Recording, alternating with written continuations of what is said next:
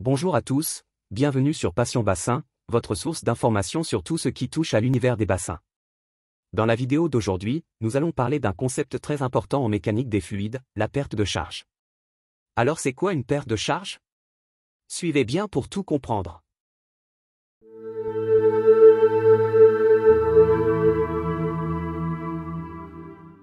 Imaginez un tube ou un tuyau. Lorsque de l'eau passe à travers, une friction se produit contre les parois. Cette friction provoque une perte de pression. En mécanique des fluides, nous appelons ce phénomène perte de charge. Maintenant, considérons une pompe à eau. L'eau est transportée de son lieu d'aspiration à son lieu de refoulement. Pendant ce processus, des pertes de pression se produisent.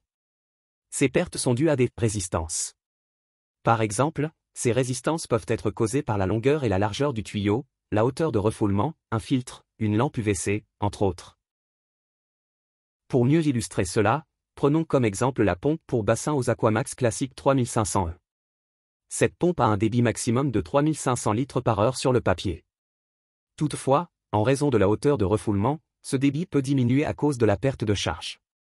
La hauteur de refoulement, c'est la hauteur en mètres entre la surface de l'eau, même si la pompe est posée au fond du bassin, et l'endroit où l'eau est acheminée, comme un filtre ou le haut d'une cascade.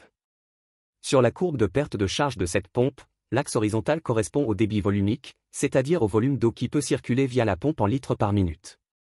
L'axe vertical correspond à la hauteur de refoulement. Avec 0 de hauteur de refoulement, la valeur est de 58,33 litres par minute, ce qui concorde avec un débit de la pompe de 3500 litres par heure. Prenons maintenant un bassin de 1 mètre de profondeur avec une pompe immergée au fond du bassin. Supposons que le haut de la cascade est situé à 1,5 m. La hauteur de refoulement est alors de 1,5 m. Sur la courbe de perte de charge, nous pouvons voir qu'avec 1,5 m de hauteur de refoulement, le débit de l'Aquamax classique 3500 est d'environ 25 litres par minute, soit un débit de 1500 litres par heure. C'est une grande différence par rapport à sa capacité maximum de 3500 litres par heure. Il faut donc se référer à la courbe de perte de charge que vous souhaitez acheter. N'oubliez pas de vous abonner à notre chaîne YouTube Passion Bassin pour plus de contenu utile et intéressant sur les bassins. Si vous avez des questions, laissez-les dans les commentaires et nous ferons de notre mieux pour y répondre. Merci d'avoir regardé, à bientôt sur Passion Bassin.